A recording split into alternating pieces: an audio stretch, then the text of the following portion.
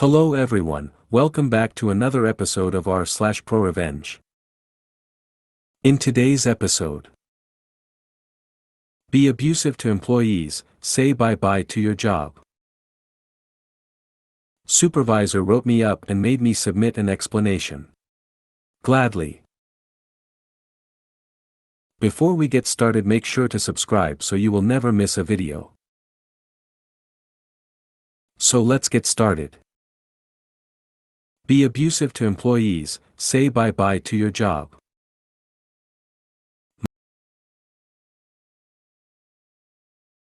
My former boss was, simply put, an absolute ****.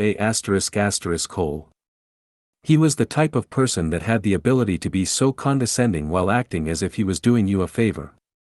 His condescending attitude was sometimes downright abusive, and he seemed to have a particular problem with all of the female employees. He acted as if they were dumb and needed assistance with every step. He loves to scream at people regardless of how little their mistake was, if there even was one. He was a slave driver and expected everyone to sacrifice their own personal lives for their job.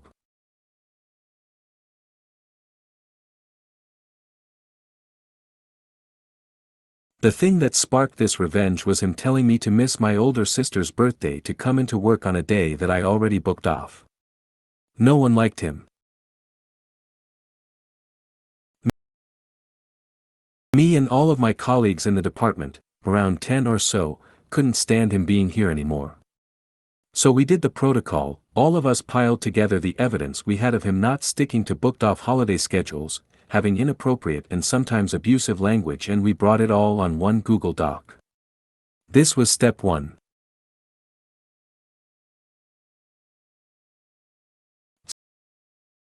Step 2 was getting a cherry on top. We did this by getting him to do one of his screaming tantrums at one of us.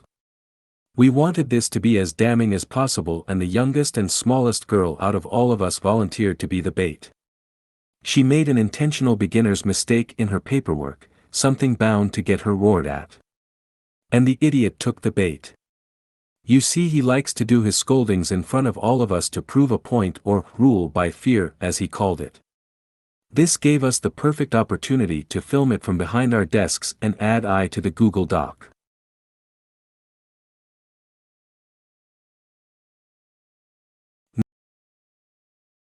Now you see, in our company there's this really not well-made email system. You can send an email to an entire department, and I mean entire, as long as you have its name and manager's name. But the thing about this was the fact that all of this information was completely and freely given to employees. This means that a person could send whatever email they want to the entire company, including the CEO.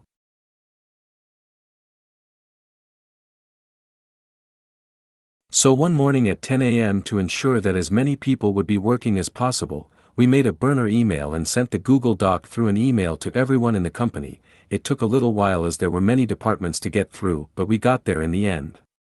We gave the email the subject, boss's name, vital information, branch name, department name. Of course our boss received the email as well, and you could basically hear the clutter from his office, as people all over the company were contacting him to ask him what the hell this was about.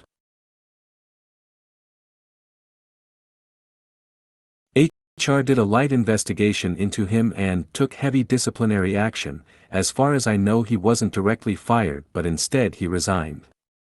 And a month after that we never saw him again, and he was replaced by a new guy who was also an ****, but just less of one.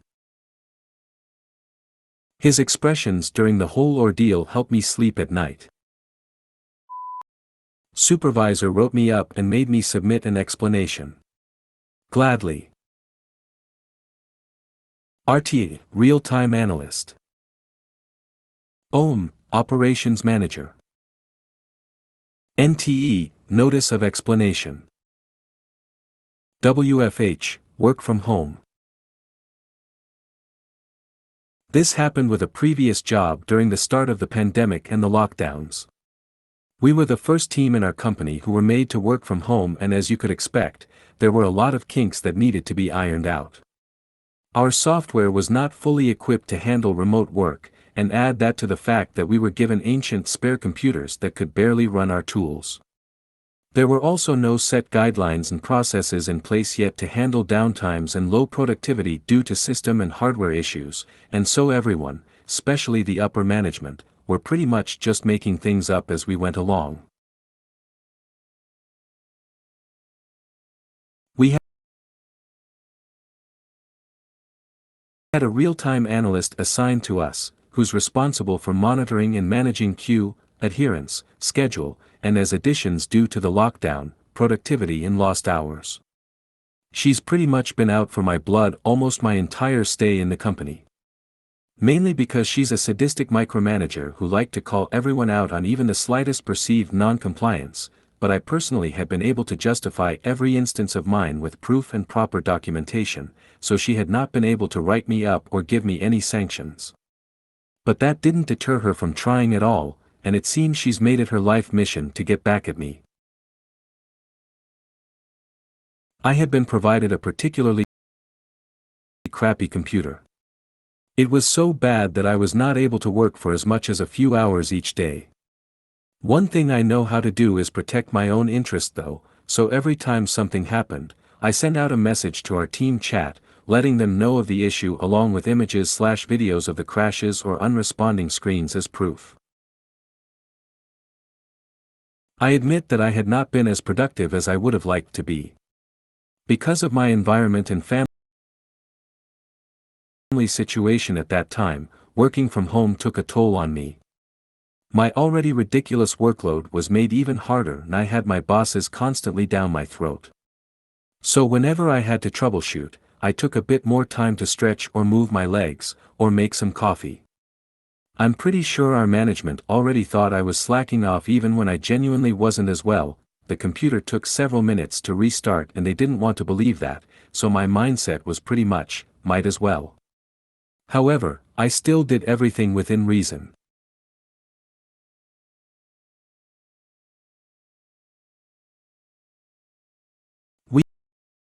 Weeks into the whole arrangement, my computer completely gave up on me and had to be sent back to the office for repairs.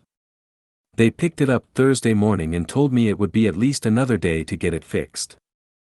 I won't be paid during that time, but I thought, whatever, I needed the rest anyway. I made sure to communicate everything with my manager and RTA, asked for copies of all the forms and even took pictures of the delivery guy with time stamps. Anyway, the device was delivered back to me on Friday. The weekend went by and when I logged in on Monday to check my emails, there it was, an incident report and a notice of explanation waiting for me. I was apparently written up for the following.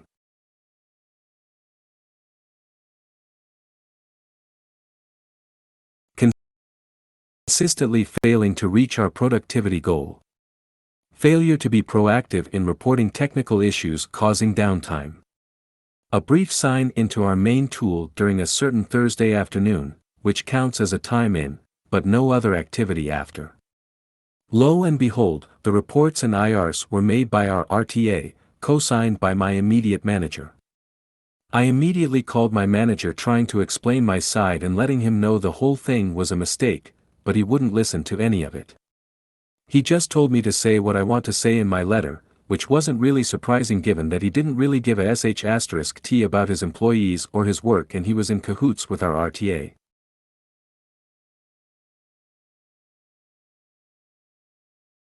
I wasn't really sure how they expected to get away with it. They knew that I had proof to defend myself, unless they're so incompetent that they didn't actually read through our team chat or have forgotten about them.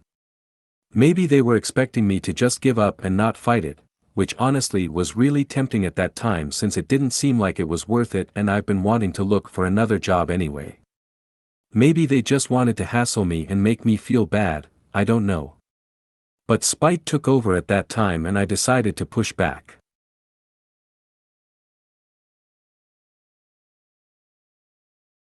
My malicious compliance. They asked for an explanation, they're gonna get it.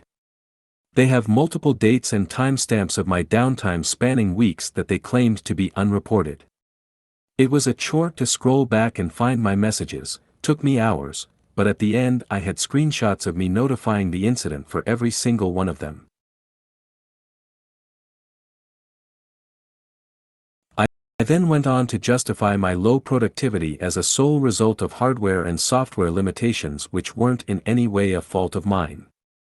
I also attached a screenshot of my written request to my manager to have my computer replaced or upgraded, which was of course ignored. For good measure, I also added how much I struggled to adjust to a work-from-home arrangement and listed down the challenges I faced, then subtly, I hope, hinted that most of the trouble stemmed from lack of support and communication from management.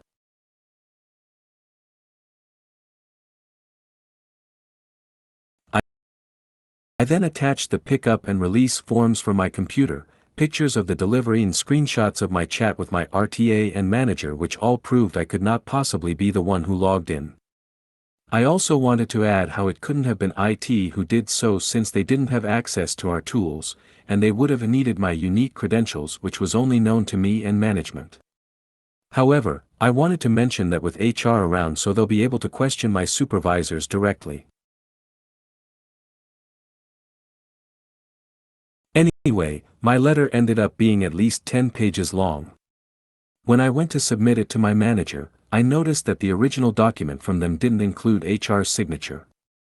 I asked him about it and he said it's because of our remote setup and they'll sign it after I do.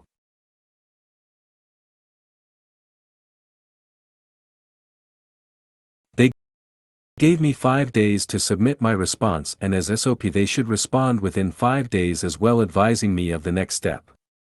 It's been a week and I asked for an update from my manager and he was acting suspicious. It seems like he was trying to avoid the topic, but when I pressed on he said that he was doing me a favor and trying to fix things himself within our department so it doesn't need to reach HR. He said I was able to explain myself well in my letter so there's no need to worry. I immediately knew that was bullshit. I knew our rulebook.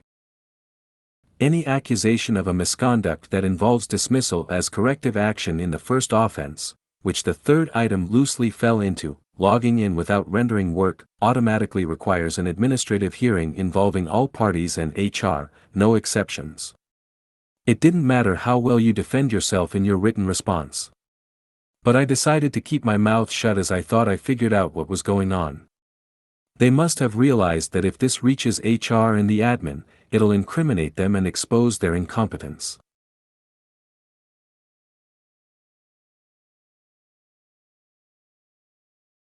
This really wasn't just about my stats or employment, they're monitoring our team closely to see whether the WFH setup will work as a whole and we're also supposed to be the ones who'll find ways to improve the system and streamline the process for the rest of the employees.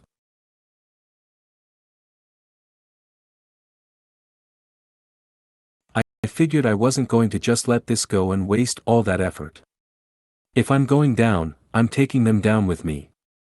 I waited until the end of the day then replied to our email thread, asking for a follow-up, but this time CCing our operations manager, workforce, HR, and the HR site head.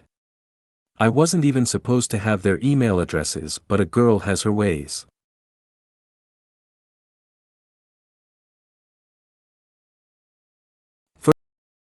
First thing the next day, a rebuke from my manager. Asking me why I sent that email when we already talked about it, and telling me that I've disrespected him profusely by bypassing his authority. It was only through chat however, and I didn't even bother to reply as I was bombarded with tickets. Another 2 days pass and I didn't hear another peep from him nor our RTA except for the usual reminders, until I received a reply from HR advising that our hearing has been scheduled. Here we go.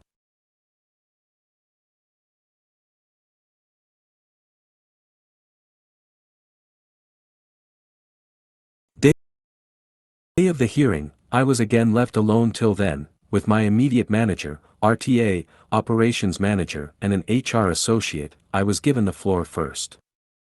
I basically just narrated the summarized version of my letter, with HR stopping me every once in a while to confirm with my supervisors if the info were verifiable and to ask some clarifications. I was definitely interrogated more about my problems with remote work, as the other things were pretty straightforward as expected. I did mention the incident about someone using my credentials to log in.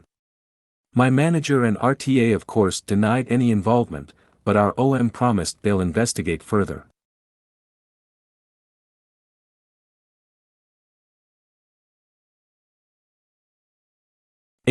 HR then turned to RTA and started questioning her about the invalidity of her reports.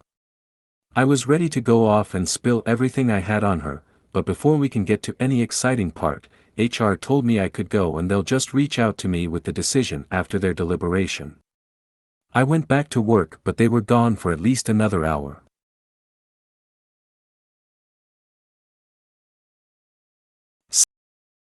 Sadly, this has an anticlimactic end to it.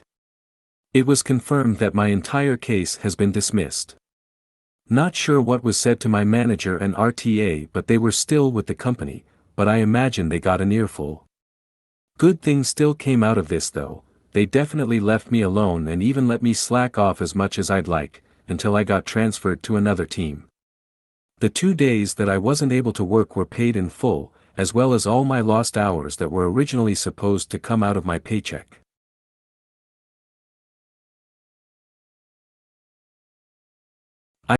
I like to believe my case gave way, or at the very least contributed, to improvements with their guidelines regarding compensation in relation to productivity, as well as the whole remote work process in general. It wasn't enough for me though, and I still resigned shortly after. I still kept in touch with my former teammates and they kept me updated about RTA. Supposedly, she improved after our hearing with not just me but everyone else, easing up on the call-outs. However, being an evil hag by nature, she slowly went back to her old ways. She became such a menace again, and her grand act. She handed out a record number of NTEs, some of which were beyond unreasonable, before resigning herself. The Department of Labor got involved somehow. Wish I could have been there. If you made it to the end of the video, thanks for watching. Don't forget to like, subscribe and share, and we will see you in the next video.